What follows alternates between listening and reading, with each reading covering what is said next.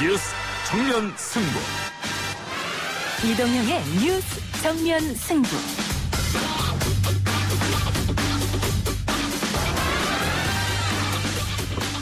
청취자 여러분 안녕하십니까, 이동형입니다. 코로나19가 종식되려면 백신이나 치료제의 개발뿐입니다.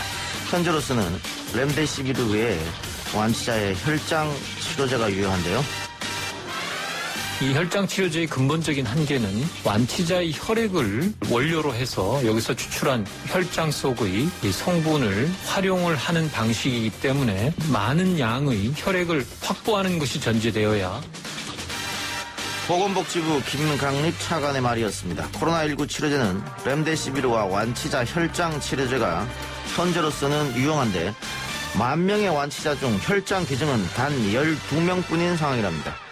정부는 코로나19 치료제로 렘데시비르 수입도 결정했는데요. 코로나19 치료제 일부에서 한림대 강남성심병원 감염내과 이재갑 교수와 짚어보겠습니다. 국회가 아주 정상적으로 잘 작동이 돼가지고서 이 사태를 빨리 극복할 수 있는데 정부의 노력에 저희도 적극 협력을 할 테니까 정상적인 개원이 될 수 있도록 협력을 해주십시오. 20대 국회까지와는 좀 다른 모습을 이제 21대 국회에서 보여줘야 서로 간의 정치가 신뢰를 받는 건데 마침 이번에 중요한 비대위원장을 맡으셨으니까 저희는 기대를 많이 하고 있습니다. 미래통합당 김종인 비대위원장이 오늘 더불어민주당 이해찬 대표를 예방했습니다. 미묘한 신경전도 오갔다고 하는데요. 오늘의 이슈들 모아서 기자 언박싱에서 전해드립니다. 어제까지 경찰들의 인력이 시위대 숫자에 비해서 터무니없이 적었기 때문에 이 속수무책으로 이 광경을 지켜볼 수밖에 없었고, 계획적으로 하는 것처럼 보이는데요. 일부 사람들은 SNS식으로 자기들끼리 연락을 해가지고 멀리서도 이제 원정을 왔어도 그런 사례가 있는 걸로. 미국 LA 리포터와 총경사의 말이었습니다. 아노미 상태가 된 미국 주방위군까지 투입됐다고 합니다만 필라델피아 한인 상점들은 다수 약탈을 당한 상태입니다. 필라델피아 한인의 샤론 회장 연결해서 자세한 상황 들어보겠습니다. 국내는 이제 뚜렷한 게 있고요. 손목이라든가 엉덩이 이런 데 부분적으로 조금씩 보입니다. 한 달 전에 신고된 게 있어서 그것도 같이 보고 있습니다. 아동 학대 범죄가 계속되고 있습니다. 함께 살고 있는 엄마에 의해 여행 가방 속에 7시간 동안 방치된 9살 아이는 현재까지 의식 불명 상태입니다. 그런데 이미 이 엄마는 아동 학대로 경찰의 조사를 받는 상황이었다고 합니다. 경기대 이수정 교수와 관련 소식 이야기 나눠보겠습니다. 그리고 오늘 4부는 안 아픈 대한민국 시간입니다. 황교익 마칼럼리스트와 안아파 의원 강용주 원장과 함께 대림동 주제로 이야기 나눠봅니다. 6월 3일 수요일 이동의 뉴스정면 승부 시작합니다.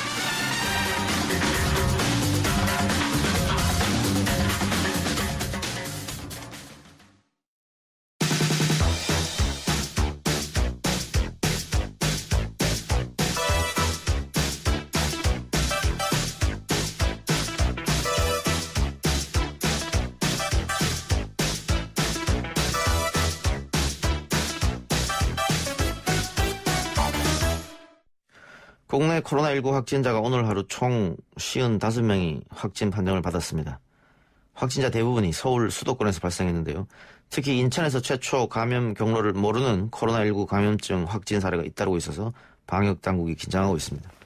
코로나19가 종식되려면 방법은 치료제와 백신 개발이겠죠. 정부가 코로나19 치료제로 렘데시비르 특례 수입을 결정했습니다. 렘데시비르 도입이 코로나19 치료에 어떤 효과가 있을지 관심이 쏠리고 있죠. 한림대 강남 성심병원 감염내과 이재갑 교수 연결합니다. 교수님. 네, 안녕하세요. 네, 안녕하십니까. 코로나19 확진자가 조금씩 늘어나고 있습니다. 문재인 대통령도 한숨 돌리나 했더니 아니었다 이런 얘기를 했는데 지금 상황 어떻게 보고 계십니까? 일단 이태원하고 이제 물류센터에서 한번 증폭이 된 상황이고요. 수도권 지역에서는 조금 환자 계속 이제 늘어나는 상황들인데 이제 그 전파 경로가 확실하지 않은 경우들도 상당수 보고가 되고 있어서 일단은 잠잠해지는 데까지 시간이 상당히 걸리지 않을까 좀 우려가 되는 상황입니다. 상당히 시간이 걸릴 것 같다고 말씀하셨는데 이러다가 추워지면 또 걱정되는 거 아니겠어요? 일단 추워져서도 생길 수 있는 부분도 있는데요. 지금 당장에는 지금 상황들 통제하는 게 상당히 중요한데 이제 숫자 보시면 한번 증폭된 다음에 줄어드는 것 같지만 다시 조금씩 계속 늘어나는 상태로 확진 환자가 늘어나고 있거든요. 그래서 수도권 지역 같은 경우는 그런 지역사회 내에 계속해서 이런 조용한 전파자들이 상당수 있는 게 아닌가 우려되는 상황이어서 혹시라도 또 이제 집단 발병할 수 있는 그런 곳과 맞물리면 또 한 번 증폭될 수도 있어서 그런 부분들이 상당히 좀 우려가 되고 있습니다. 예. 클럽발 코로나 또 뒤이어서 물류센터발 이번에는 인천의 한 교회 소모임을 통해서 확진자가 늘어나고 있기 때문에 네, 예. 당분간 종교 모임은 또 자제해야 되지 않나 이런 생각도 드는데요.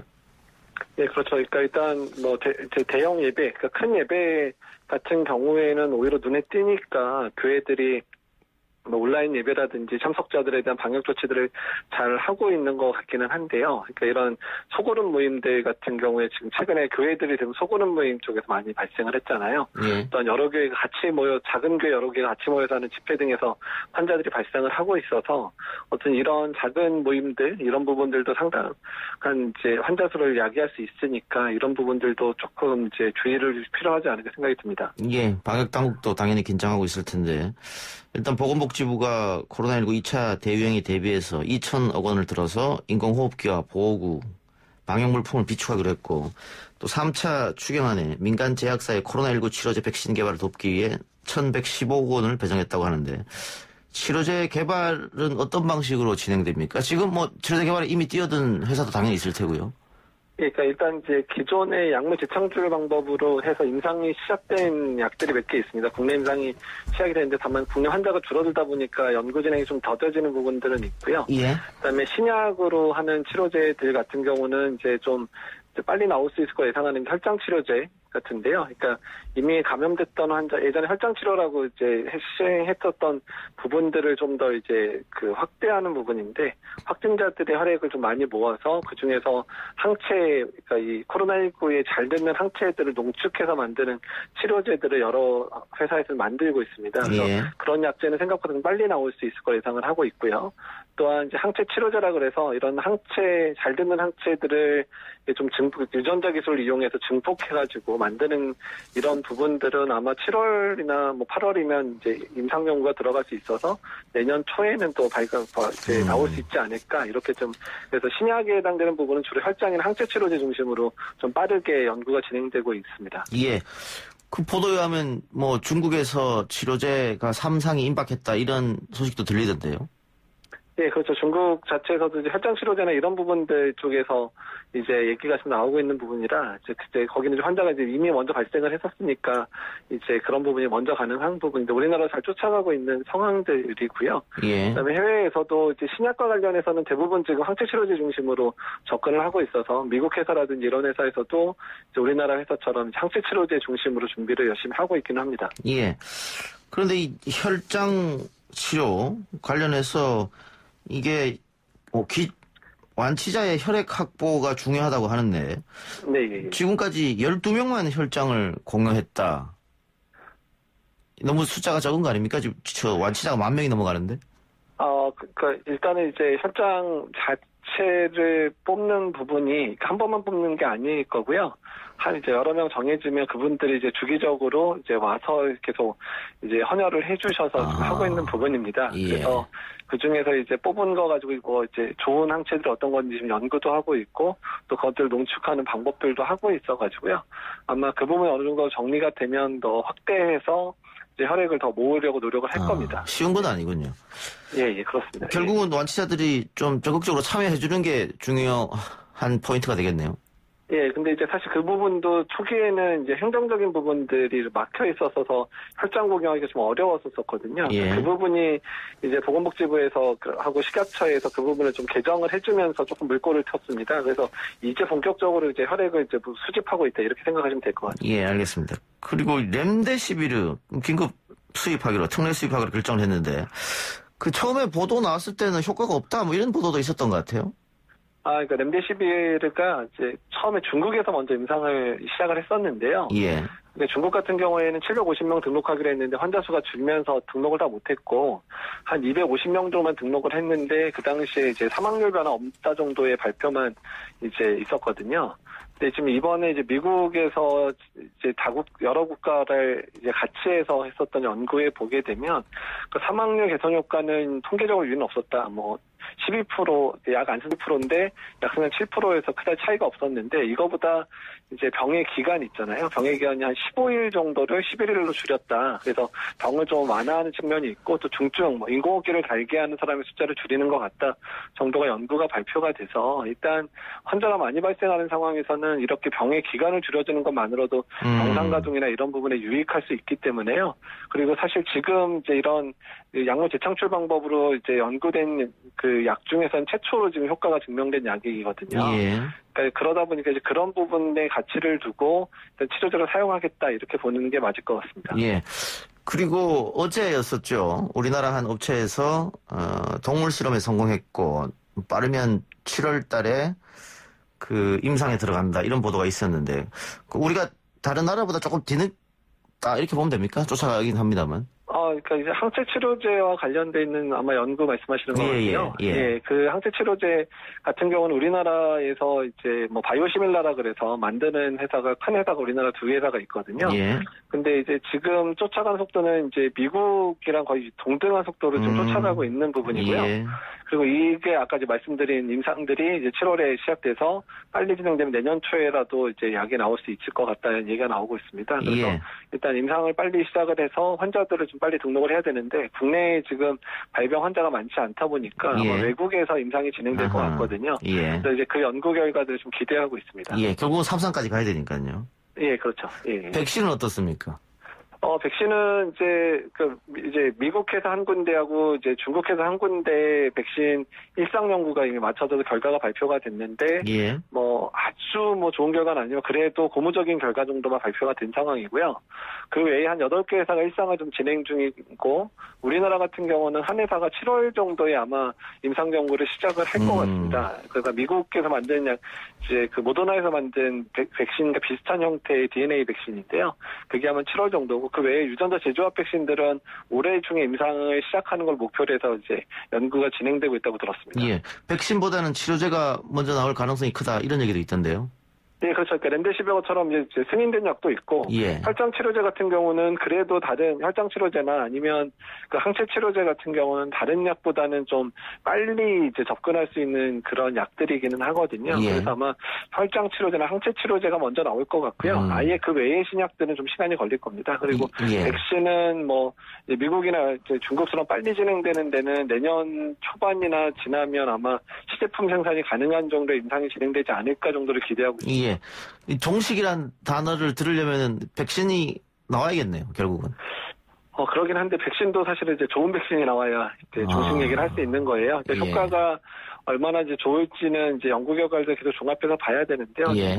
효과가 좋아야 되고 또 안전해야 되니까요. 근데 만약에 효과가 좀 미진하다 그러면 한 번이나 두 번 맞는 걸로 끝나지 않고 뭐 매년 맞거나 이런 식으로 될 수도 있거든요. 예. 그래서 이제 백신 연구의 중간중간에 그런 결과들을 봐야지 이 백신이 정말 얼마나 효과적이고 정말 이 종식에 가능한 수준의 백신인지는 판가름이 날 것 같습니다.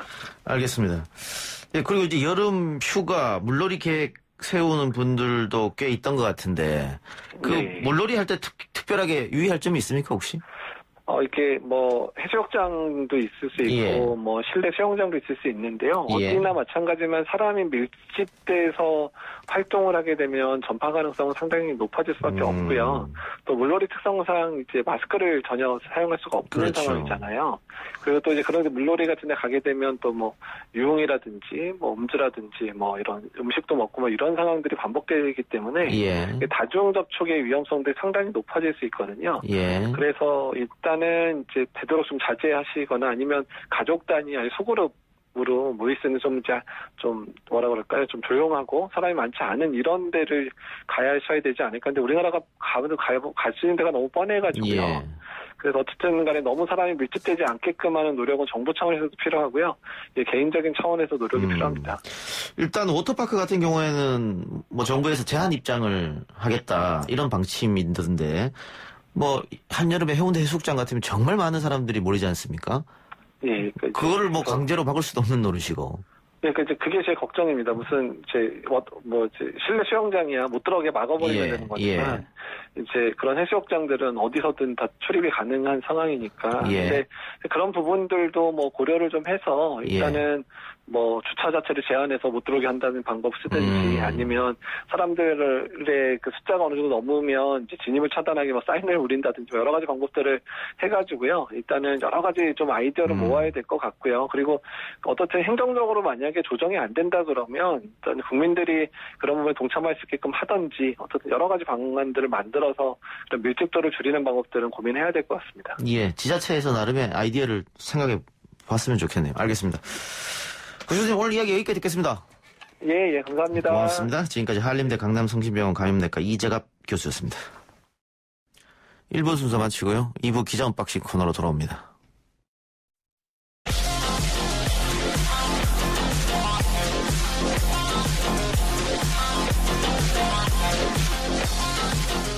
화이트 라디오 이동영의 뉴스 정면승부 2부 시작합니다. 오늘 나온 뉴스들을 언박싱해드리는 기자 언박싱. 오늘 아주경제 김태현 기자 나왔습니다. 어서 오십시오. 안녕하십니까. 김태현입니다. 문재인 대통령이 SNS에 코로나19 관련 발언을 했습니다.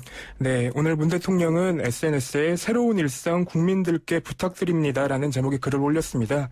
이 글에서 문 대통령은 국민들의 자발적 참여가 바이러스 확산을 막는 예방 백신입니다라고 얘기를 했고요. 정부가 촘촘한 방역을 한다고 해도 생길 수밖에 없는 공백에 대해 국민들 스스로가 방역에 참여해달라는 당부의 말을 남겼습니다. 그렇군요. 질병관리본부가 질병관리청으로 승격하죠. 네, 그렇습니다. 예. 앞으로 신종 감염병 대응에 컨트롤 타워가 이제 되는 건데, 이 질병관리본부가 관리청으로 바뀌면 어떤 게 구체적으로 바뀌는 겁니까? 먼저 가장 큰 변화는 인사권과 예산권 확보를 해서 조직 운영의 독립성과 자율성을 갖추게 된다는 겁니다. 그러니까 정확한 조직 개편안은 아직 나오지 않았는데요. 예. 그 긴급상황센터, 그리고 감염병관리센터, 감염병 분석센터, 질병예방센터 등 조직에 대한 변화가 있을 것으로 보입니다. 그리고 기존에는 이제 1급 감염병 의심 환자가 발생하면 역학조사관이 있는 오송에 있는 질병관리본부에서 출발을 했다가 조사를 마치고 돌아오는 형식이었는데 예. 이제 질병대응센터가 설치가 되면은 그 지역에서 단위 대응 체계가 마련되면서 역학조사 속도도 빨라질 것으로 전망이 됩니다. 예. 그럼 당연히 관리청으로 바뀌게 되면 재량 범위는 지금보다 넓어질 테고요. 네.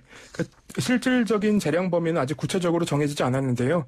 기본적으로 감염병 예방법, 검역법 등 5개 법률에 관련된 정책을 책임지게 될 것으로 보입니다. 예. 질병관리본부장도 이제는 그럼 질병관리청장이 되는 거네요? 그렇죠. 승진하는 거죠. 예. 정치권 이야기 해봅시다. 미래통합당 김종인 비대위원장이 취임 사흘 만인 오늘입니까? 네, 그렇습니다. 민주당 대표를 예방했습니다. 네, 오늘 김종인 위원장이 이제 더불어민주당 당대표 회의실을 찾아가서요. 이해찬 대표를 만났습니다. 오늘 나온 얘기들을 보면 김 위원장은 국회가 아주 정상적으로 잘 작동이 돼서 코로나19 사태를 빨리 극복하려는 정부의 노력에 저희도 적극 협력하겠다라고 말을 했습니다. 예. 그리고 국회 개원 문제에 대해서도 제일 중요한 게 개원 문제인데 우리 이해찬 대표께서 7선의 의회에 가장 관록이 많으신 분이 아니냐면서 과거의 경우를 보면서 빨리 정상적인 개원이 될 수 있도록 협력을 해달라 이렇게 말을 했습니다. 과거의 경우를 보셔서라고 하는데 여기에 뼈가 있네요. 네. 예전처럼 관례대로 해달라 이 말 아닙니까 결국은? 예, 결국 그렇게 보입니다. 법사위원장, 레기위원장 달라 이 말일 테고요. 네.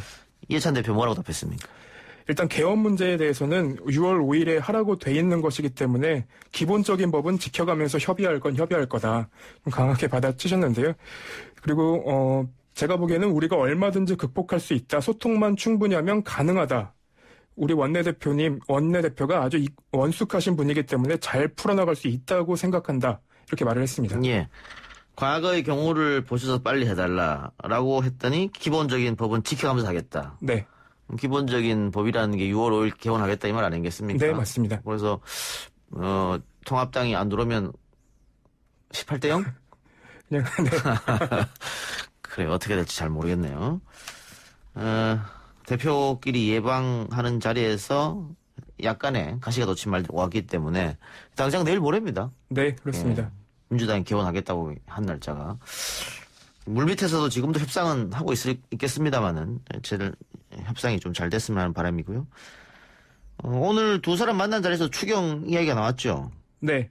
이해찬 대표가 3차 추경과 관련해서 경제 문제가 저희가 예상했던 것보다 상당히 어려움을 많이 겪는 것 같다. 다행히 위원장님께서도 이번 3차 추경은 일리가 있다라고 말을 하면서 잘 검토를 해서 처리하겠다고 말씀을 해주셨다고 이렇게 찝으면서 그만큼 위기 대처를 잘해야 한다고 말을 했습니다. 예.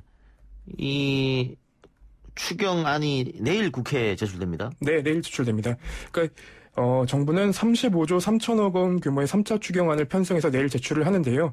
이 내용은 이제 기업과 상인들이 코로나19로 인한 경제 위기를 버텨낼 수 있도록 유동성을 지원하고 고용 충격에 대응하는 한편에 경기 회복을 뒷받침할 재원을 좀 담아서 구성이 됐습니다. 구체적 내용을 알려주세요. 구체적으로는 소상공인이나 중소, 중견기업 등 위기기업과 일자리를 지키는 금융지원에 5조 정도가 투입이 되고요. 그리고 저소득층이나 취약계층, 사회안전망 강화, 고용안전망 강화에 9조 4천억 원, 경제 활성화 등에 사용되는 경기부강 예산이 11조 3천억 원으로 구성이 되어 있습니다. 코로나19로 인한 경제 성장률 하락과 세제 감면 등으로 부족해진 세수를 메우기 위해 사용됩니다. 예. 금융지원의 5조라고 하는 것은 이 소상공인이나 중소, 중견기업 등 위기기업과 일자리를 지키는 거예요. 당연히 대출이 있을 수 있겠고요. 네. 그리고 제가 하고 있는 회사로도 계속 이렇게 날아오던데, 페이퍼가. 네. 거기 보면은 이제, 직원들 월급을 조금 국가에서 보조해주겠다. 이렇게 해서. 아마 다 그 금액이 포함되는 게 아닌가 싶어요. 네, 예. 그런 것 같습니다. 자, 그리고 금태섭 의원에 대한 징계가 알려지면서 민주당 내부가 시끌시끌합니다. 네, 금태섭 전 의원은 지난해 공수처법 표결 당시에 기권표를 던진 것이 당론 위배행위라는 경고 징계를 받았다. 이런 식으로 주장을 했습니다. 예. 금 전 의원이 한 언론사와의 인터뷰에서 민주당을 비판하면서 이제 얘기가 나온 건데요. 이와 관련해서 오늘 오전에 김남국 의원이 라디오에 출연해 발언을 하면서 논란이 좀 커지고 있습니다. 예. 근데 제가 라디오 내용을 좀 보니 국회의원, 김남국 의원의 발언이 국회의원 개인의 여러 가지 생각이나 의견을 충분하게 토론이 안 된 채로 징계를 받으면 문제가 있지만 의견을 충분하게 토론을 거친 뒤에 강제당론 얘기가 나온 거라서 사실은 이 징계가 적정했다고 보인다고 설명을 했습니다. 예. 지금 이게 논란이 되는 게 국회의원의 소신이 중요하느냐 당론이 중요하느냐 이런 것도 있겠습니다만은 결국 국회의원은 거리 다른 입법기관이다. 그리고 정당의 눈치를 볼 게 아니라 국민의 눈치를 봐야 된다. 이런 주장이 하나 있고요. 네. 반대로 지금 김남국 의원의 이야기처럼 결정되기 전에 치열한 토론과 논쟁은 당연한 건데 결정이 되면 그걸 따르는 게 당인의 자세 아니냐. 그러면서 특히 이거는 강제 당론이었기 때문에 따르지 않으면 안 된다. 나가야 된다. 이런 얘기잖아요. 네. 예. 그리고 대표적으로 금 전 의원이 의원총회 당시에 굉장히 많은 발언을 자유롭게 했고 그럼에도 불구하고 해당 공수처법 반대와 관련해서 같은 당에 있었던 다른 동료들의 공감을 받지 못했다는 설명도 덧붙였습니다. 어쨌든 여기에 대해서도 당 내에서도 사실은 찬반 양로 있는 것 같아요. 네, 그럼 김혜영 의원, 박용진 의원 등 여러 의원들이 징계에 대해서 좀 부정적인 반응을 보이고 있는데요. 일단 최고위원회 비공개위에서도 금 전 의원 이슈를 두고 설왕설래가 오간 것으로 알려졌습니다. 일단 재심 절차가 남아있기 때문에 민주당은 공개적인 언급은 일단 삼가기로 한 것으로 보입니다. 예. 김태현 기자 단독 썼네요. 예, 단독 기사 썼습니다. 이런 거 하나 쓰면 뿌듯합니까? 예, 거의 잠을 못 잤습니다. 단독 내용 알려주세요. 네, 서울시 공무원 간첩 조작 사건 검사들이 불기소 처분이 났습니다. 예. 그러니까 2013년 서울중앙지검 공안 1부가 유우성 씨가 수차례 미리북해 국내 탈북민 정보를 북한에 넘겼다면서 예. 2013년 유우성 씨를 구속 기소했습니다. 예. 하지만 재판 과정에서 국정원 직원들이 유 씨의 동생 유가려 씨를 구금하고 허위 자백을 받아낸 사실이 드러났는데요. 예. 유우성 씨는 2015년 10월에 결국 대법원에서 무죄 확정 판결을 받았습니다. 예. 그 이후에 지난해 2월 법무부 산하 검찰 과거사위원회가 검찰이 국정원에 위조된 증거를 제대로 검증하지 않은 정황이 드러났다며 예. 검찰총장의 사과를 권고했고요. 유우성 씨가 다시 검찰을 고발하면서 수사에 들어갔는데 검찰이 지휘했던 검사들에 대해 증거가 불충분하다면서 불기소 처분을 한 사실이 뒤늦게 확인이 됐습니다. 증거가 불충분하다고요? 네. 이게 일단 이 사건은 21세기에 일어난 간첩 조작 사건 아닙니까? 네, 맞습니다. 독재 시절에 일어난 것도 아니고. 네. 그러니까 다들 깜짝 놀랐는데 어쨌든 국정원이 죄 없는 사람을 죄 있게 네. 간첩이 아닌 사람을 간첩이라고 하면서 증거를 만들었고 조작했지 않습니까? 네. 거기에 검사가 그대로 받아서 그거를 확인도 해보지 않고 그대로 했다는 건데 불기소했다는 것은 국정원의 잘못이지 검찰은 잘못 없다. 결국 이 말이네요. 네, 그러니까 1년여간 수사가 진행됐는데 강제 수사는 진행이 안 된 걸로 알려졌습니다. 검찰이 내놓은 결과는 증거 불충분인데 특히 그 해당 검사들이 국정원에 속았다는 주장을 그대로 받아들였습니다. 어떻게 보세요? 조금 이해가 안 됩니다. 왜냐하면 검사들은 수사의 주체고 예. 그리고 한 사람의 인생을 좌지우지할 수 있는 사람이기 때문에 예. 수사의 결과는 검사들이 책임을 져야 되는 건데 예. 그 과정에서 국정원에 속았다라는 말은 수사를 제대로 안 했다라는 예. 말과 같은 말 예. 같아서. 게다가 그 공안에 도장을 위조했지 않습니까? 네. 그리고 북한에서 찍었다고 하는 사진 그것도 북한에서 찍은 게 아니고 중국에서 찍었는 것인데 네. 그거 검찰이 그게 다 증거가 맞다고 한 거잖아요. 네. 근데 그걸 변호인들이 캐냈지 않습니까? 네, 맞습니다. 공안의 도장이 위조됐다. 또 사진도 위조된 것이다. 변호인들도 다 아는 자료를 검찰이 몰랐다고 하면서 죄가 없다고 하는 게 언뜻 이해가 안 돼요. 네. 그래서 어제 검찰이 이제 해당 관련한 그 내용에 설명을 했는데 그 당시에 검사들이 징계를 받은 걸로 거의 그냥 끝난 것처럼 얘기를 했습니다. 징계 받았습니까? 그 부분 확인을 좀 해봐야 될 것 같습니다.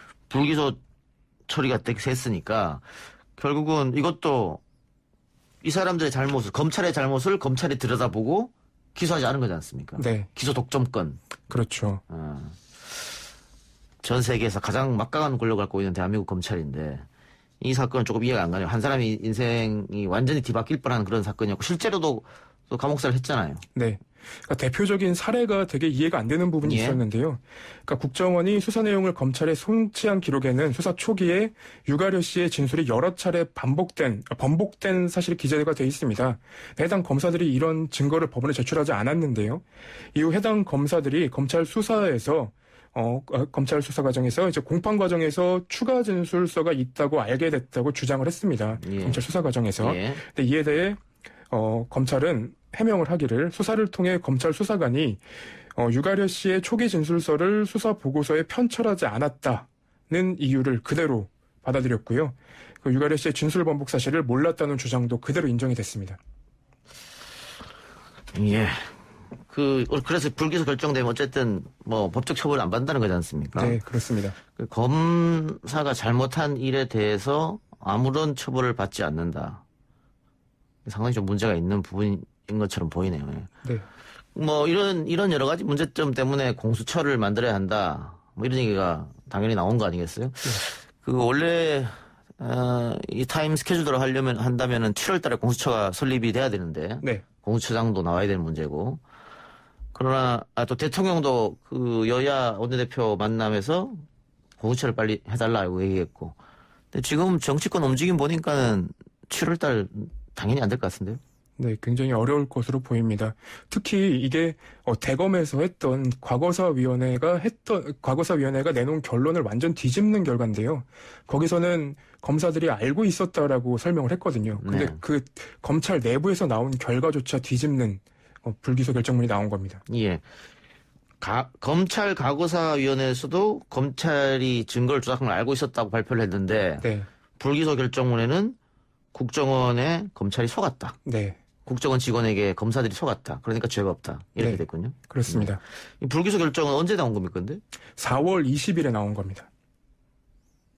꽤 됐네요. 네, 그래서 저희가 뒤늦게 확인했다고 예. 말씀을 드린 겁니다. 다른 기자는 아무도 안 쓰고 김태현 기자만 단독으로. 네, 단독으로. 네, 그렇습니다. 예. 그런데 불기소 결정을 4월 20일에 했음에도 불구하고 언론에 알렸다는 것은 검찰이 이 내용을 좀 숨기고 싶어 했다 이렇게 봐도 됩니까? 불기소 결정문을 구하는 게 굉장히 어렵습니다. 그게 검찰이 공개를 안 하면 알 수가 없는 건데 저희가 취재원들한테 우연하게 확보를 하게 돼서 예. 네, 그래서 보도를 하게 됐습니다.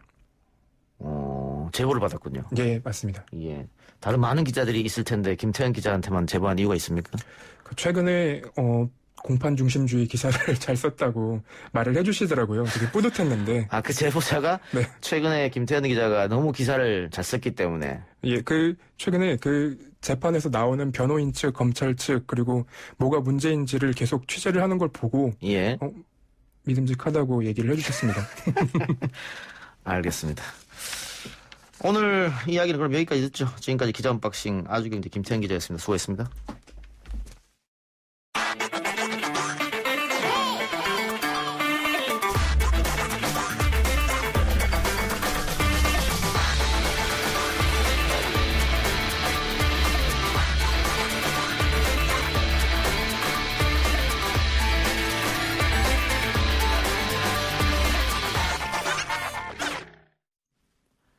흑인 사망 사건으로 촉발된 미국 내 인종차별 항의 시위가 갈수록 격화되면서 약탈과 폭동으로 인한 한인 사회의 우려가 커지고 있습니다.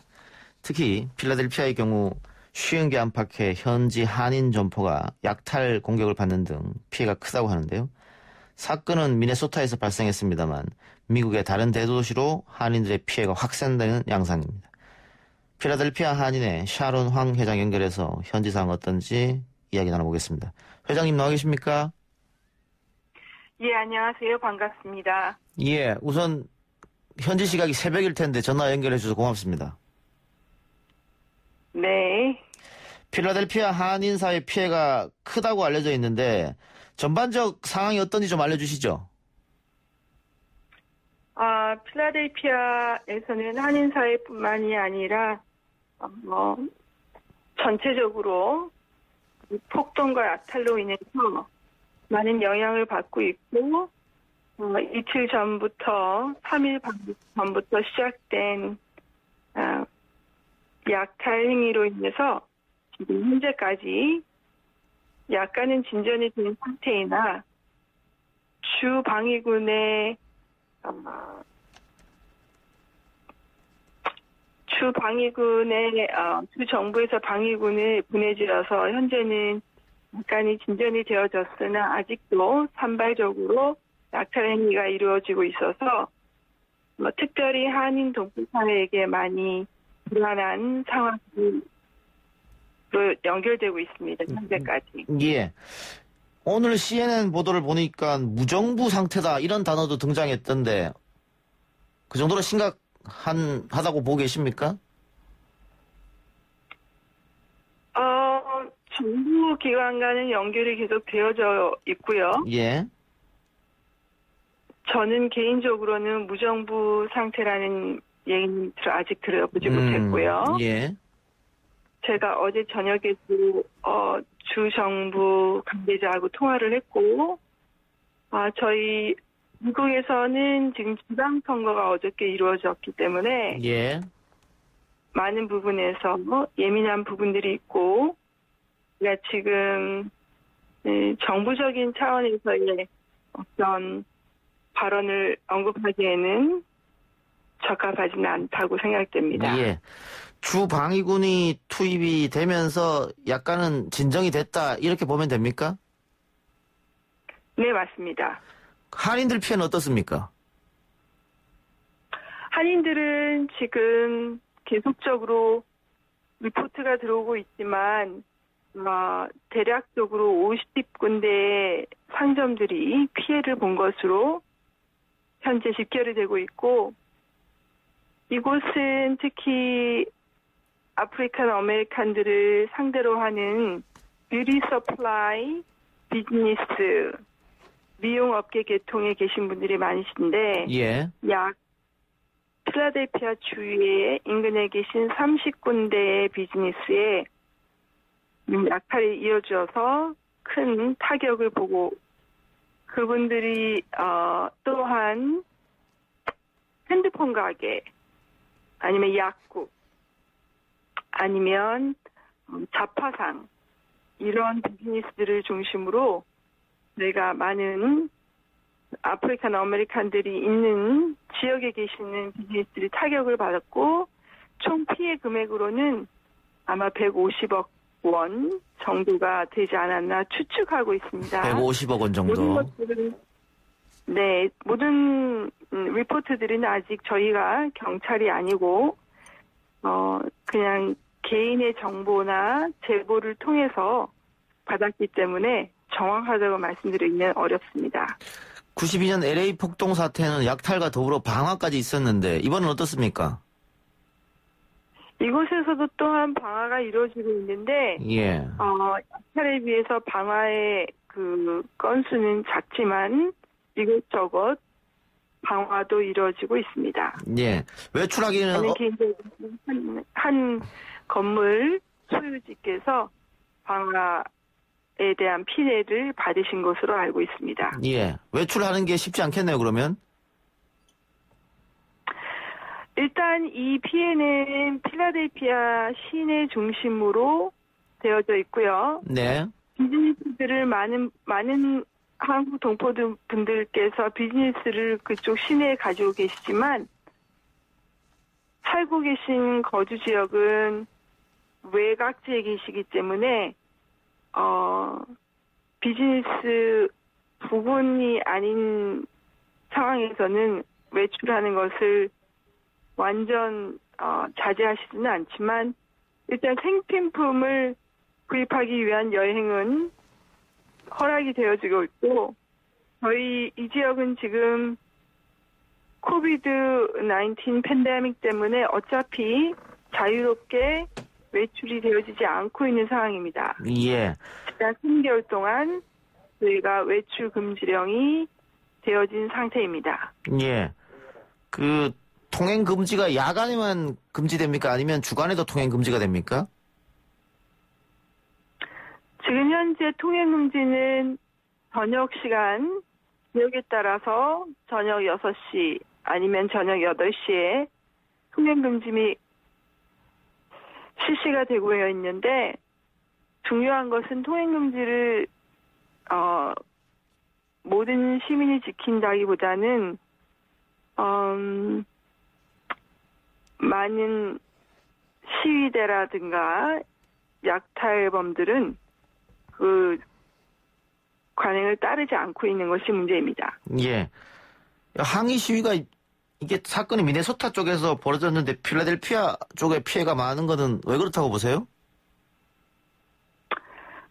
시위가 일어나는 자체가 필라델피아 다운타운 시리이고요. 예. 그 주변을 둘러싸고 있으면서 아프리칸 아메리칸들이 주택가가 이루어져 있고요. 또 그 사람들 상대로 하는 한인 비즈니스들이 주위에 100군데가 넘기 때문에 저희가 특별히 한국 사람이 타깃이 된 것은 아니지만 그 주위에 있는 모든 쇼핑센터들이 다 공격을 받았기 때문에 그 이유가 시위에서 약탈로 이어진 상황에서 급속도로 일어난 일이라고 생각이 됩니다. 지금 보도로 보면 그 흑인들뿐만이 아니고 히스패닉계도 약탈에 같이 참여하고 있다 이런 얘기도 들리는데 맞습니까? 그 얘기는? 그 부분은 제가 정확하게 알지 못합니다. 예. 자, 이게 인종차별 그리고 예. 약탈을 하는 데는 흑인들만이 아닙니다. 보도 자료나 TV 지상을 보면 백인들도 많이 있습니다. 근데 그것이 그분들이 약탈을 하는 건지 함께 팀을 짜서 하는 건지 아니면 시작을 할 수 있도록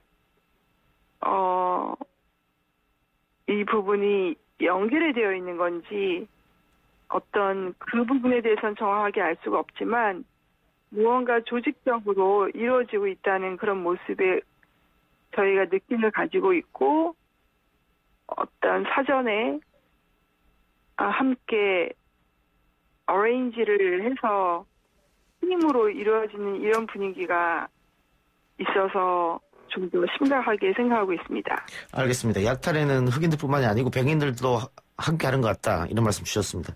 예, 오늘 그 새벽 시간에 인터뷰해 주셔서 고맙습니다. 네, 감사합니다. 고맙습니다. 지금까지 필라델피아 샤로낭 한인회장이었습니다. 1, 2부 순서 마치고요. 저는 6시 뉴스 듣고 6시 10분에 3부로 찾아뵙겠습니다. 글쎄 안 들려 들을 뉴스 없어 아무 뉴스도 귀에 들어오지 않아 듣고 또 들어도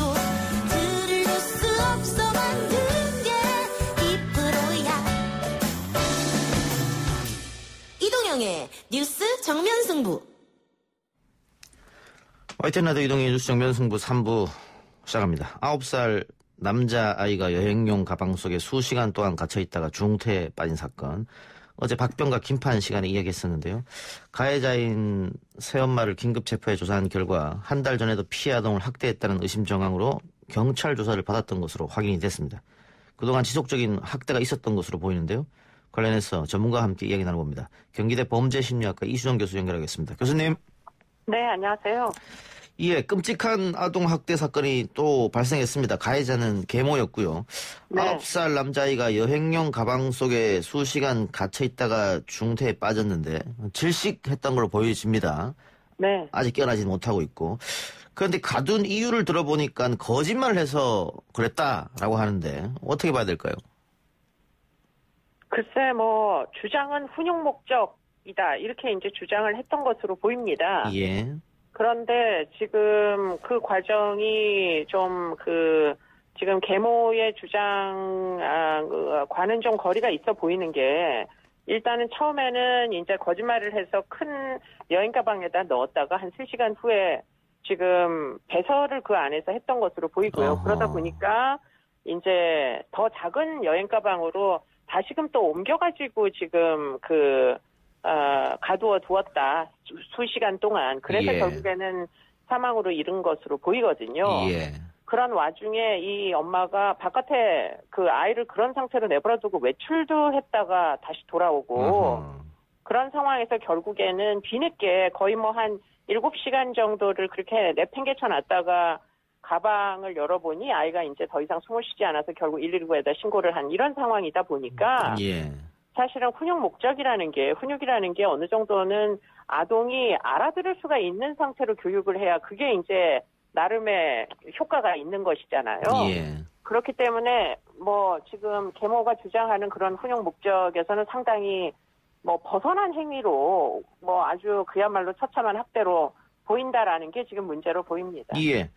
훈육이라고 하기에는 7시간 동안 가뒀다. 그리고 3시간 동안 외출까지 했다. 이거 훈육이라고 전혀 볼 수가 없는 그런 상황인데. 그렇죠. 네. 예. 그 아이가 7시간 동안 가방에서 얼마나 고통스러웠을까를 생각을 해본다면 말이죠. 근데 이게 처음이 아니었다 이런 얘기가 지금 나오고 있습니다. 지난달에도 네. 피해 아동을 학대했다는 의심 정황으로 경찰 조사까지 받았다고 하는데 그러면 조금 안타까운 게 막을 수도 있지 않았나 이런 생각도 드는데 어떻게 보세요? 그렇습니다. 지금 이제 절차상에 심각한 문제가 있었다라고 보이는 지금 아동학대 사건에서 거의 비슷한 문제들이 계속 지난 10여 년 동안 계속 똑같이 지적돼 왔거든요. 예. 그러니까 이제 아동학대가 어느 날 갑자기 한 건 발생하는 게 아니고요. 학대를 하는 부모님들은 장기간 동안 반복적으로 이제 학대를 하다 보니까 지금 이 아동 같은 경우에도 한 달 전에 그때는 아이가 지금 생존에 문제가 없을 때죠. 지금처럼 이렇게 심각한 상황이 아니었을 때 예. 사실은 이제 아마도 그때도 심하게 폭행을 당했던 것으로 보이고 그래서 머리를 다쳐서 결국은 이제 응급실로 아마 이송이 됐던 걸로 보입니다. 예. 그런데 이제 병원에서 학대의 징후가 아이 몸에 멍이 있고 이러니까 학대의 징후가 있다 하여 경찰에다 신고를 했는데 그 당시에 경찰이 적극적으로 개입을 하지 않고 이 이제 케이스를 아동학대 전문 기관 관련 기관으로 이첩을 시킨 것으로 보이거든요. 예. 지금 이제 우리나라의 아동학대 처리 절차는 지금 이렇게 이중 구조로 되어 있다는 게 제일 큰 문제입니다. 예. 그렇기 때문에 아동학대 전문 기관에서 사실은 그 이후에 한 달 동안 관리를 하기에 이르는 것인데요. 만약에 이 계모의 어떤 폭력적인 습벽을 아동학대 전문 기관에서 적극적으로 개입해서 중단하기 어려운 경우에는 예. 지금처럼 이렇게 재차 폭행, 더 치명적인 폭행이 발생할 수가 있는 겁니다.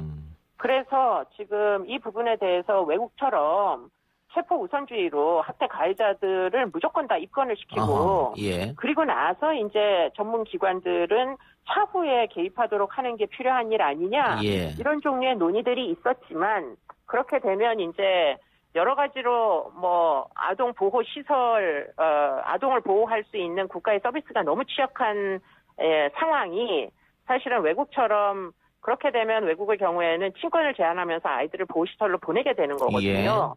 그런데 그렇게 하지 못하는 대한민국에서는 어쩔 수 없이 가정에다 그대로 아이를 놔두고 학대 가해자와 함께 아동보호 전문 기관에서 학대 가해자들이 재차 가해를 하지 않도록 그 위험 관리를 하도록 하는 것이 현재 우리 시스템입니다. 그러다 보니까 지금 한 달 전에도 아동학대 사건으로 신고가 됐는데 가해자와 분리가 안 된 거죠. 지금 이 피해 아동도. 그랬다가 재차 폭행 피해로 지금 목숨을 잃게 생긴 상황이 전개가 된 겁니다.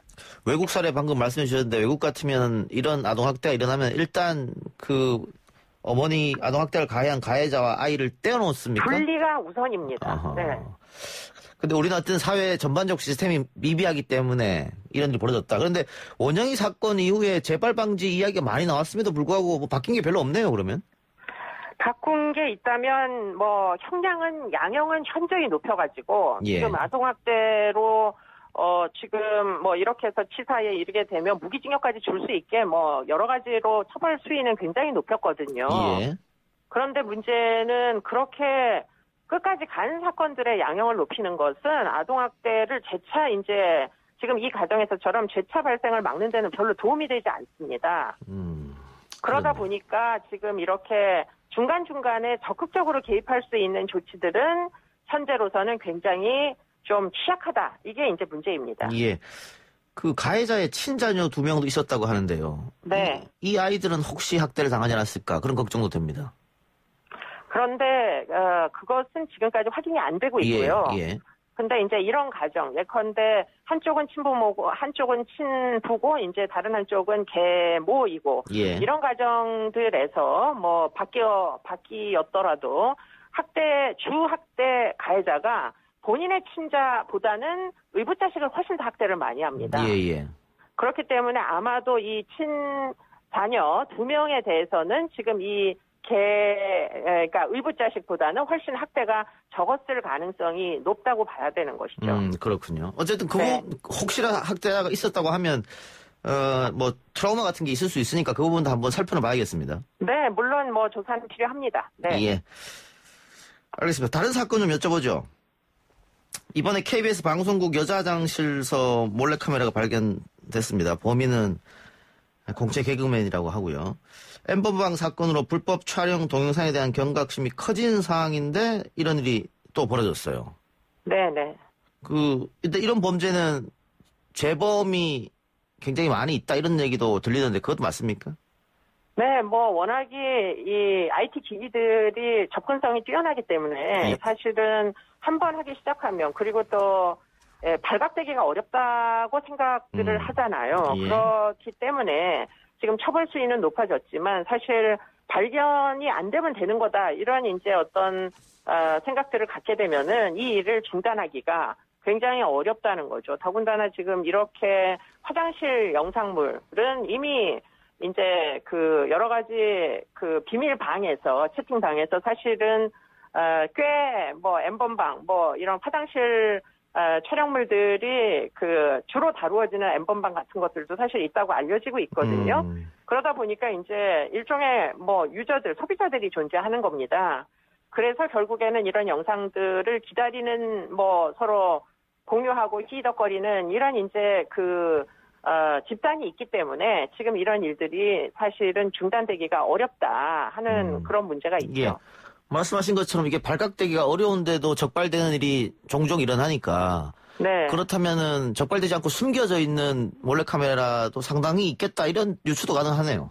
네, 그렇습니다. 그렇기 때문에 지금 이제 엠번방 관련 법률들은 지금 발각이 됐을 때는 처벌을 엄중하게 할 수 있게 법률이 개정이 된 거잖아요. 그런데 문제는 발각이 잘 안 되는 게 현실이라는 겁니다. 그러다 보니까 발각이 잘 되도록 하는 여러 가지 제도를 21대 국회에서는 입법을 해주셔야 되는데 그 중에 하나가 지금 이런 종류의 이제 불법 촬영물들이죠. 이 불법 촬영물들이 일종의 이제 딥웹, 다크웹에서 사실은 거래가 되는 이런 것들을 추적할 수 있게 잠입 수사 같은 거를 하게 되면은 그러면 비밀방 단속하기가 훨씬 쉬워질 거다. 이렇게도 얘기할 수 있어서 그런 식으로 이제 잠입 수사 같은 것들이 이루어지는 시점까지는 여전히 경계심을 갖지 않은 이런 사람들이 불법 촬영물을 제작하고 유포하고 또는 뭐 상업적으로 거래를 하고 이런 일들이 뭐 자발적으로 멈춰지기는 좀 어려워 보입니다. 예. 이 N번방 사건 경우 박사방 유료 회원 2명에 대해서 범죄단체 가입죄가 적용이 돼서 구속 송치가 되었는데 네. 그 다른 유료 회원들이 굉장히 많지 않습니까? 그렇습니다. 예, 그 사람들도 강하게 처벌해야 된다 이런 여론이 많은데 실제로 가능하겠습니까? 어떻습니까? 뭐 지금 현행법상에서는 좀 어렵지 않겠느냐. 그러나 이제 법률이 개정돼가지고 소집죄나 이제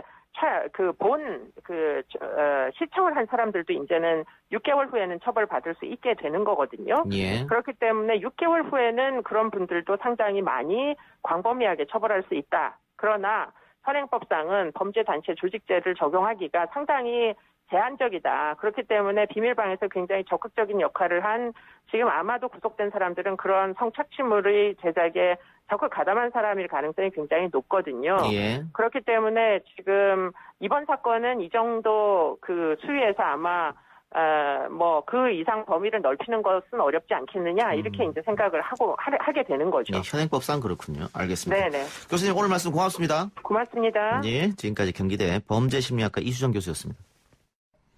3부 수사 마치고요. 4부 안 아픈 대한민국 코너로 돌아오겠습니다.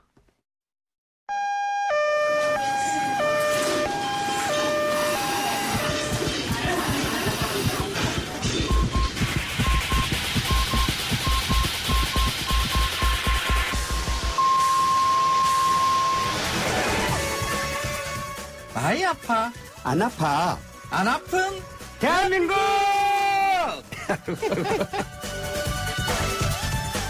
수요일 4부 오늘은 안 아픈 대한민국 시간입니다. 맛있는 한 그릇에 담긴 건강한 세상, 건강한 문화 이야기를 맛보는 시간. 맛 칼럼니스트 황교익 선생, 안아파원 강용주 원장 나왔습니다. 어서 오십시오. 안녕하세요. 안녕하세요. 강용주입니다.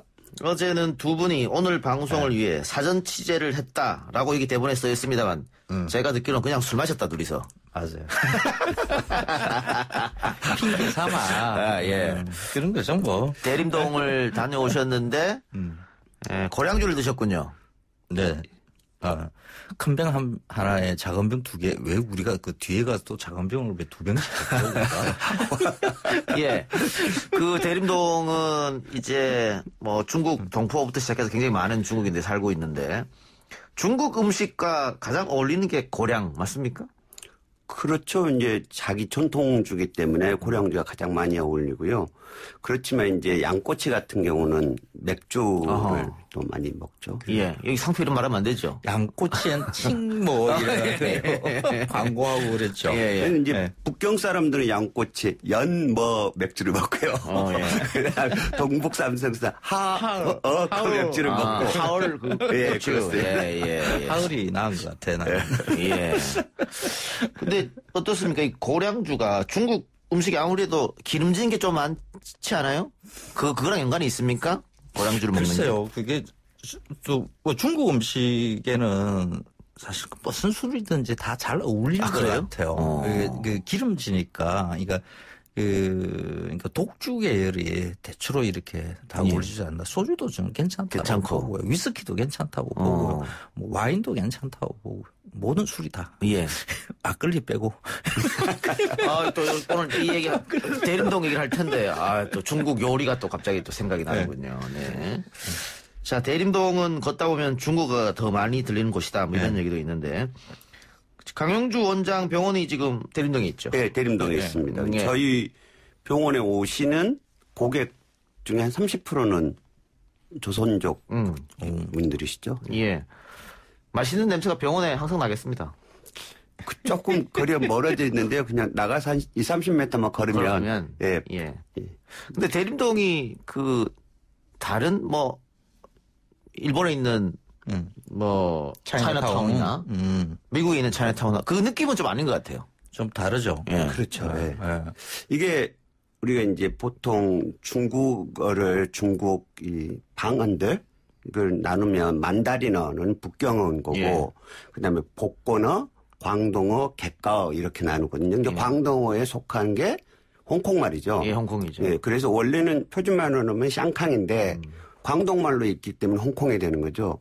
그다음에 이제 복권인데 동남아 쪽은 이 광동 사람들하고 복권 사람들이 많고 거기에 객가 사람들이 같이 있는 건데 네. 이 세 사람들이 주로 차이나타운을 형성을 한 거고 네.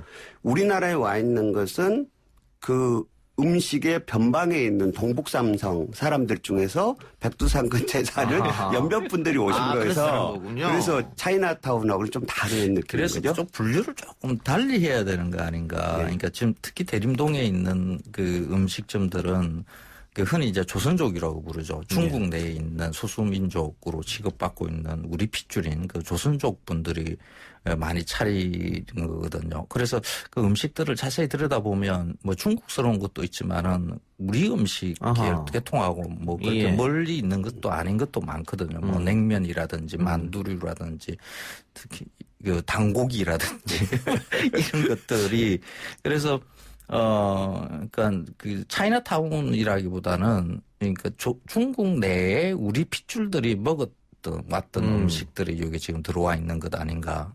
그렇게도 또 볼 수도 있을 것 같아요. 표현을 우리가 조선족 하는데 그러면 우리나라 사람들이 일본에 가서 살면은 우리가 제일교포라 그러고 네. 미국에 살면은 재미교포라고 부르잖아요. 아니면 네. 재미동포라고 부르고 네. 그래서 지금 동북삼성에 살고 있는 연변을 중심으로 해서 그분들한테 조선족이 아니고 제중동포라고 불러야 되는 거 아닌가. 그게 중립적인 단어가 아닌가 좀 그런 생각이 들더라고요. 중국 쪽에서 부를 때는 조선족이라고 그렇죠. 부르죠. 네. 네. 소수민족이니까. 우리는 제중동포로 부르는 게 맞다. 예. 그럴 수 있습니다. 그들은 그렇게 불리기를 원합니까? 그렇죠. 조선족 하면은 우리 사회에서는 약간의 차별, 혐오, 뭐 배제의 느낌들이 있어서 그런 것보다는 제중동포라고 불러주는 게 이 동포라는 말. 예. 그죠? 한 핏줄이라는 그런 걸 좀 강조하고 싶은 거죠. 혐오 말씀하셨는데 그 영화 산업, 영화 쪽에서 혹은 드라마에서 맞아요. 많이 좀 만들어낸 것 같아요. 그럼. 맞아요. 그게 그쪽 지역을 배경으로 하는 영화들, 황해라든지 뭐 이런 영화들에 보면 굉장히 많은데 다 나쁘게 그렸어요. 그렇죠. 제중동포들이 뭐 조직폭력배 그것도 이제 아주 거친 제 말단에 있는 행동대원처럼 이렇게 그릇이 많아요.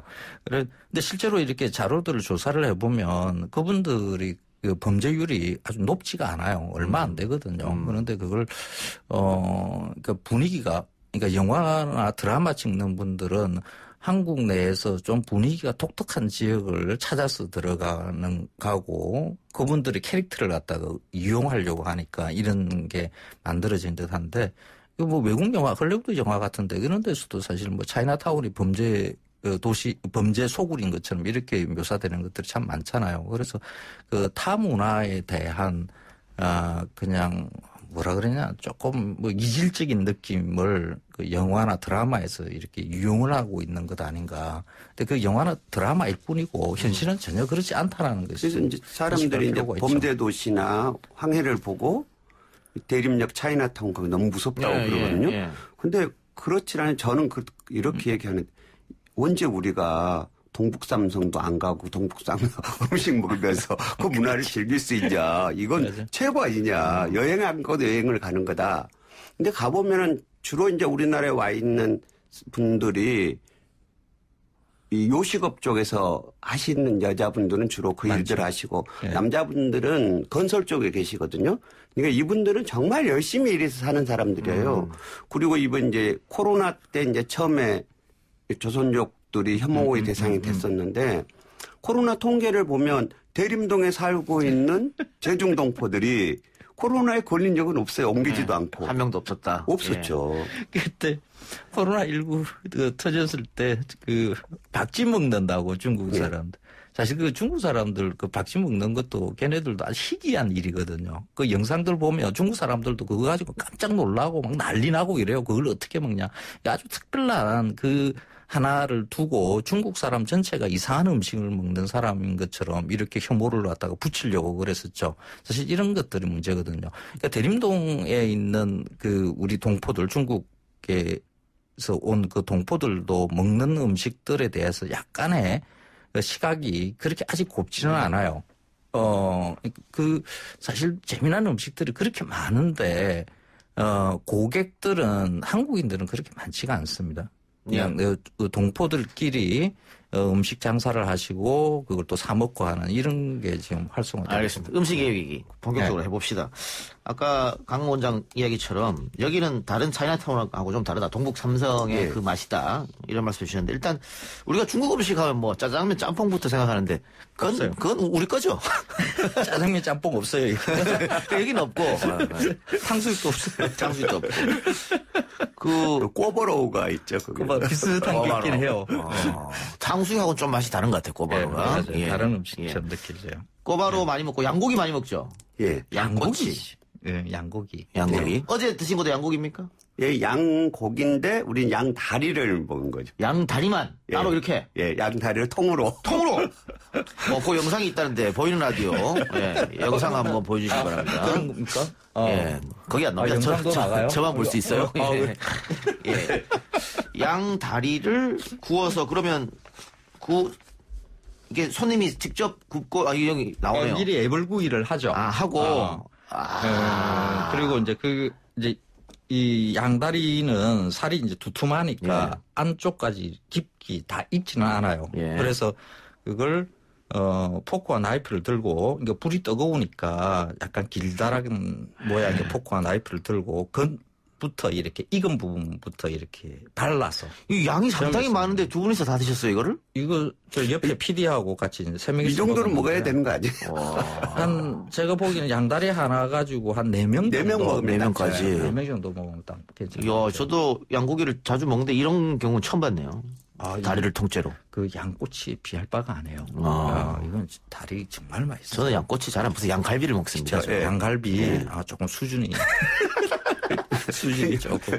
양꼬치가 처음에 들어왔다가 그다음에 양갈비 그리고 요즘 이제 마라 양갈비에서 이 화하면서 단맛 나는 그게 있고 또 그다음에 우리나라에 지금 많이 되는 것은 삿포로식. 예, 징기스칸. 그런 게 지금 많이 들어와 있는 중이죠. 예, 징기스칸도 나름의 독특한 맛이 있는 것 같습니다. 괜찮죠. 그렇죠. 옆에 그 구워지는 게 양고기만이 아니라 뭐 채소나 버섯류도 이렇게 같이 팬에서 구워지니까. 근데 그거 먹는 맛도. 제가 일본에서 공부할 때 거기서 아르바이트 했습니다. 한 1년 했어요. 양고기 집에서. 징기스칸 집에서. 그래서 그 철판지가 아주 잘 닦습니다. 그리고 양파 출근하면 양파부터 썰거든요. 엄청난 양에. 징기스칸은 양고기에다 양파를 같이 굽는 게 기본 베이스이기 때문에요. 그렇죠. 그래요. 하여튼 이 양다리 맛을 좀 설명해 주세요. 보통 이제 그 양고기에 대해서 거부감을 가지고 있는 분들은 이게 누린내 날 것이다. 냄새. 거죠. 근데 사실 이제 좀 늙은 양들은 냄새가 나긴 해요. 그런데 요즘 양들은 아주 어린 상태에서 잡기 때문에 누린내가 거의 없고요. 고기 맛에서 보통 이렇게 등급을 나눠요. 그 입맛이 조금 낮은 수준에 있는 사람은 소고기, 그 다음 수준, 그거보다 사실 한 단계 밑에는 닭고기도 이야기를 하긴 해요. 다음에는 돼지고기. 최종의 상태를 보통 이렇게 양고기라고 이야기를 하거든요. 그러니까 식감이나 그러니까 부드러운 정도, 입에서 느끼기에 씹기에 딱 적절한 느낌. 다음에 그 고기가 가지고 있는 풍미는 그렇게 강하지가 않아요. 그러니까 기름내가 은근하게 이렇게 나는 스타일이 이 양고기거든요. 그래서 양꼬치로 해서 먹는 것보다는 보통 이런 양고기는 통으로 구웠을 때 훨씬 더 매력적으로. 느껴져요. 굽기는 어떻습니까? 조금 덜 구워서 먹어도 되나요? 그렇죠. 안쪽에는 이제 이런 그 통으로 이렇게 굽게 되면 안쪽은 거의 핏기가 살짝 돌거든요. 근데 이대로 먹어도 괜찮아요. 괜찮다. 괜찮아요. 그래서 식감이 갑자기 춤이 어제 그렇게 드셨으면서 뭘 또 그 조금 남긴 그게 있잖아요. 자꾸 떠오르고 싸울 거. 이렇게 통 다리 하면 가격은 어느 정도 됩니까? 그게 한 6만 원? 6만 원. 싸죠. 그럼 4명이서 먹으면 뭐 2만 원씩만 내면 그렇죠. 4명이서 충분히 술과 함께. 연태 큰 거 한 명까지. 연태. 연태는 지명 이름입니다. 연태. 아마에서 그냥 연태.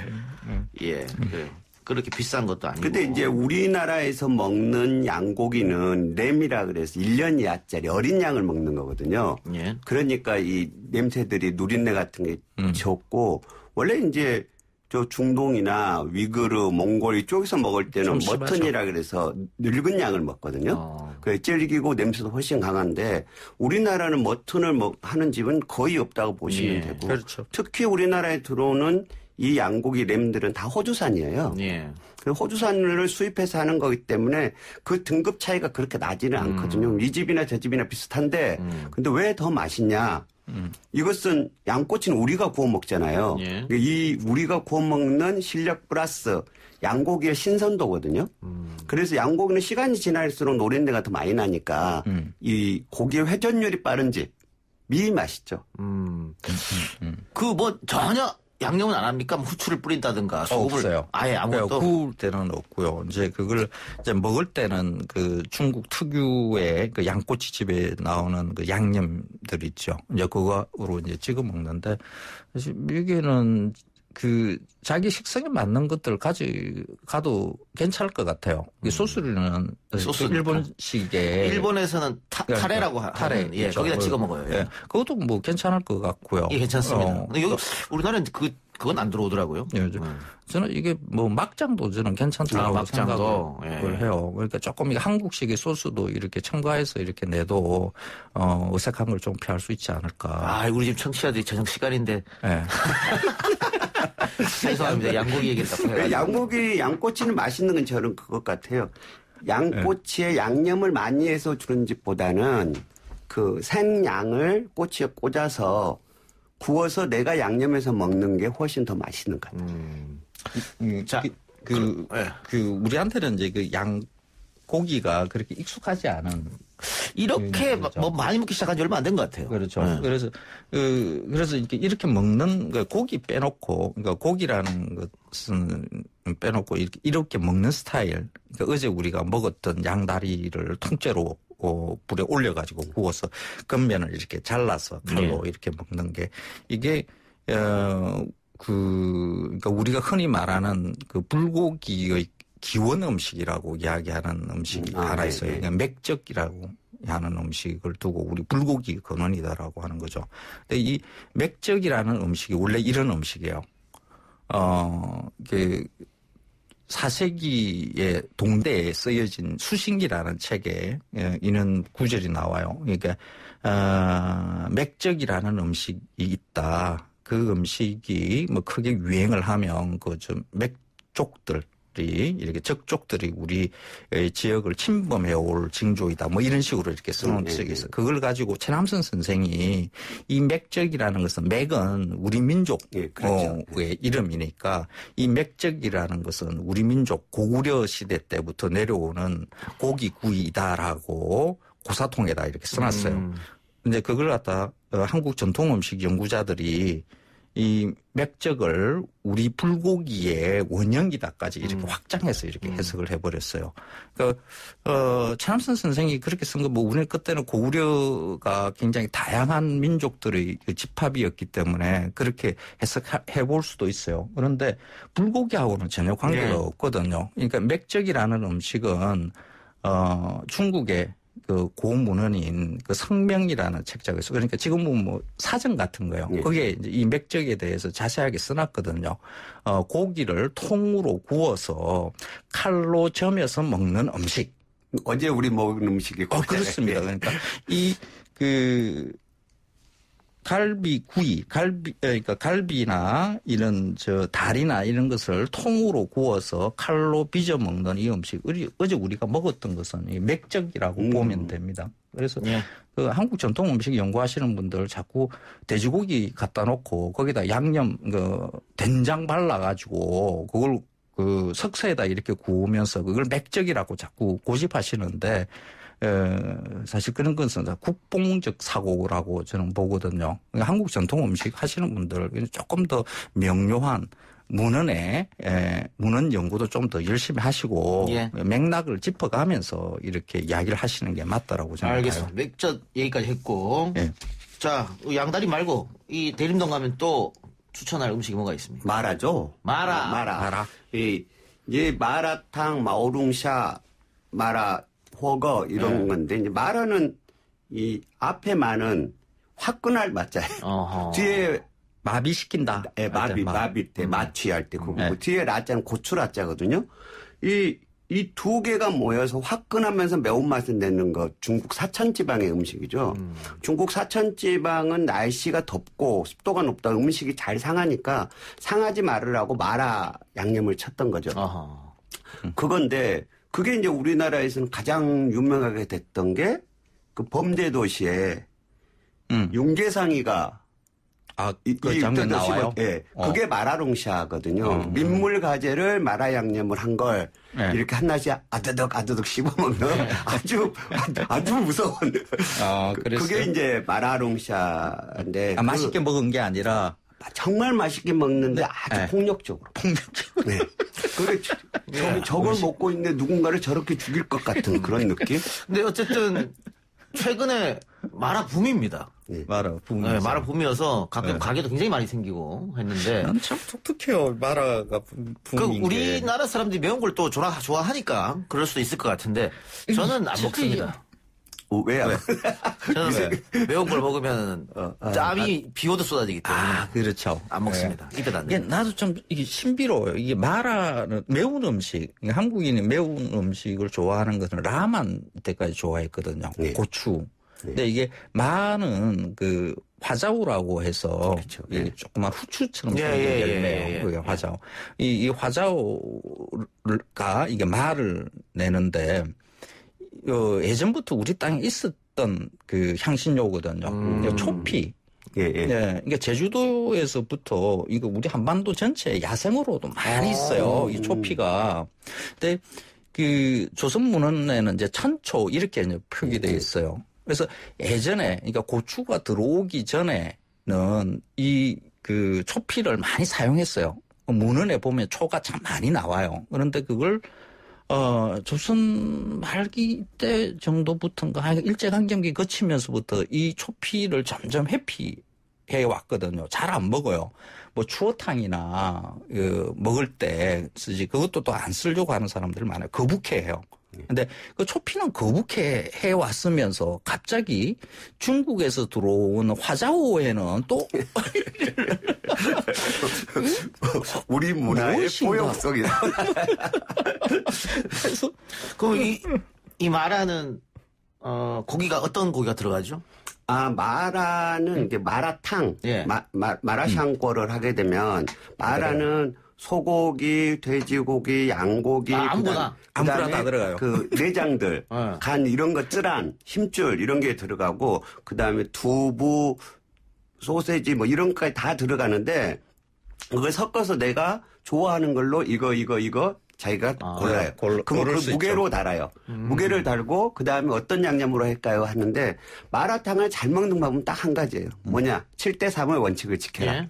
고기는 3만 고르고 7을 야채나 두부나 이걸 섞어서 먹는 게 제일 좋다. 그러니까 소위 말하는 샤브샤브 같은 거잖아요. 이렇게 해서. 샤브샤브는 이제 호거인 거고요. 원래 마라탕 내가 이렇게 그러면 끓여서 주는 거예요. 끓여서 주는 거고. 그리고 이 마라는 중국 사람들이 어느 정도 좋아하냐면 우리 축구하면 치맥시키잖아요. 중국 사람들은 축구를 하게 되면 월드컵 하면 시키는 게 이 마라 새우예요. 그래요? 마라롱샤라고 그러는 거. 그거 시키면은 이게 치맥을 시키는데 월드컵 때 중국 사람이 시키는 3분의 1, 66%가 이 마라롱샤를 시키고 그다음 22% 정도가 양꼬치를 시키고 11% 정도가 닭을 시켜요. 그렇게 많이. 근데 사람들이 얘기하는 게 이거 마라롱샤 먹었는데 먹을 거 없더라. 우리는 톡 짜가지고 안에 뒷부분에 있는 살만 먹거든요. 그렇죠. 이분들은 그걸 사놓고 그걸 보면서 다리 한쪽을 쪽쪽쪽 빨고 매운맛을 쪽쪽쪽 빨면서 맥주 한 잔 먹고 또 이 다리 짜가 쪽쪽쪽 먹고 이걸 해서 밤새 먹으면서 한 마리 하나 가지고 이렇게 먹는 풍습이죠. 예, 저 중국에 한 두어 차례 가봤었는데 정말 많이 먹더라고요, 마라를. 맞습니다. 저는 중국에 있는 한 일주일 동안 내내 한국 음식점만 갔습니다. 그게 안동사나이의 기대예요. 계속 된장찌개, 김치찌개 먹었습니다. 이런 진행자하고 우리가 음식 이야기를 해야 되는 거 아니에요? 예. 좀 안 맞더라고요, 저하고는. 좀 말이 안 맞더라고요. 외국 나갈 때 기내에서 그거 고추장 튜브 이거 꼭 챙겨가요. 꼭 챙깁니다. 예, 맞습니다. 몇 개 주세요, 더 주세요 이러면서. 맞습니다. 네. 가장 미개하게 제가 쳐다보는 사람. 코리아타운 근처로 가는 다닙니다. 예, 마라, 이 대림동 가면 또 마라도 한번 드셔보시고, 시장도 있죠. 예, 시장 가니까 우리 시장에서 볼 수 없는 것들도 막 나와 있더라고요. 그렇죠. 그렇죠. 어제 술 마시기 전에 거기 봤는데 그걸 산다는 거 잊어먹었어요. 그게 우리 냄새 난다고 잘 끓이는 그 두리안도 있고 그다음에 그 잭프루시 있더라고요. 이게 우리 집사람이 좋아해서 내가 사가야 되지 그런데 술 마시고 나오니까 없어져 버려가지고 그런 그러니까 열대과일류 그게 이제 이렇게 좌판에 놓여 있고요. 두리안 같은 거 잘 안 먹으니까 우리가 그렇죠. 네. 참외도 모양이 우리가 먹는 그 오복 참외가 아니라 그 조그맣고 동글동글한 모양의 참외도 놓여 있고요. 오이도 우리는 길쭉한 오이 먹잖아요. 그런데 그 중국에서는 좀 동글동글하고 통통한 오이를 먹거든요. 그런 오이도 놓여 있고요. 그 콩 중에 껍질까지 같이 먹는 콩이 납작하니 긴 큰 거. 그거는 그 볶음 요리할 때 넣으면 정말 맛있거든요. 뭐 그런 것도 많이 있고요. 그래서 그 채소전인데 우리하고는 조금 다른 채소들이 이렇게 많이 놓여 있다는 게 한국 음식에도 충분히 응용해 볼 만한 그런 채소들. 예. 그리고 맞습니다. 시장에 파는 이 생선 종류는 주로 민물고기가 꽤 많아요. 민물 생선이요? 네, 왜냐하면 이 동북삼성 사람들이 바다를 끼고 있지 않기 때문에 조선족 사람들이 그래서 민물고기로 가지고 요리를 해먹는 게 많아서 바다고기보다는 민물고기가 많죠. 그 붕어를 놨다가 핀을 치고 배까지 다 따서 이렇게 해서. 그러면 뭐 우리처럼 매운탕을 끓여 먹진 않을 테고. 그건 주로 그분들은 이렇게 기름에 튀겨서 튀겨서 국물에 해주는 거죠. 근데 민물 생선이 가시가 상당히 많을 텐데. 그게 이제 잘 발라서 이렇게 살만 발라서 이렇게 먹는 거죠. 그러니까 그 민물 요리에 약간의 흙내 같은 게 있잖아요. 이제 그걸 중국 요리에서는 그런 향신료 강한 향신료들이 있으니까 웬만해서는 잘 안 느껴져요. 그래서 그 민물 생선의 힘이 그러니까 바다 생선에서는 그 약간의 그 고기, 이게 그 생선의 향이 좀 강한 편이에요. 그런데 민물 생선은 좀 약하게, 은근하게 이렇게 백지처럼 이렇게 느껴지거든요. 그래서, 변주들, 어떤 재료를 쓰는가에 따라서 맛의 변주들을 다양하게 이렇게 연출해낼 수가 있죠. 그러니까, 고기로 치면 닭고기와 유사하다라고 이렇게 볼 수가 있어요. 그래서 우리도 민물 생선 먹긴 합니다. 찜으로 먹죠. 뭐, 잉어찜, 붕어찜. 아니, 민물 매운탕 이렇게 먹는데 거기는 조금 다르게. 그런 거 튀겨서 먹기도 하고 찜으로도 주기도 해요. 찜으로. 찜도 쪄서 위에다가 양념 이렇게. 우리처럼 몇 개 하진 않아요. 그렇게 안 하고요.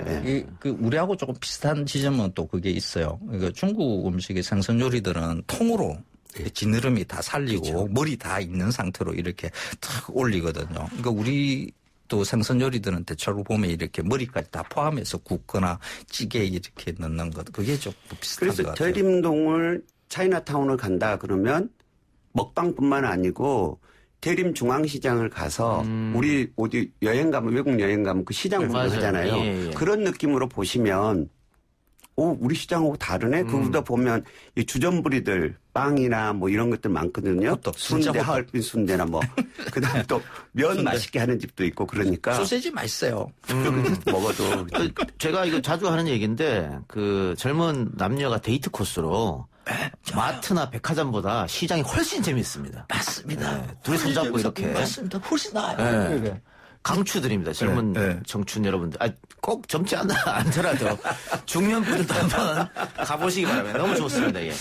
자, 오늘 대림동의 양다리, 마라 이렇게 먹거리도 여러분한테 알려드렸고 또 대림동 중앙시장 전통이 살아 숨쉬는 동북 삼성의 전통이 살아 숨쉬는 곳입니다.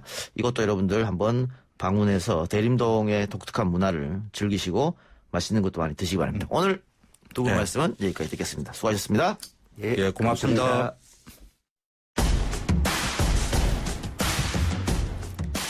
오늘 저희가 준비한 방송은 여기까지고요. 저는 내일 이 시간에 다시 돌아오겠습니다.